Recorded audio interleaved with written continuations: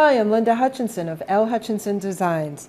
Today I'm going to show you how you can make a closure on a gift bag with buttons. So here I have some decorative buttons, and I'm going to take this one.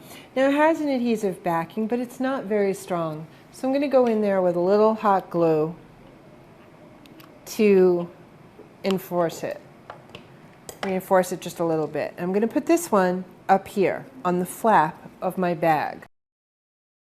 I'm going to go ahead and take this one, do the same thing,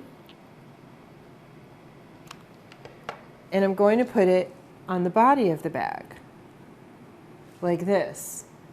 Then I'm going to take this embroidery floss, and I'm just going to wrap it around the button. I'm going to start it on the top one, just wrap it around a little bit,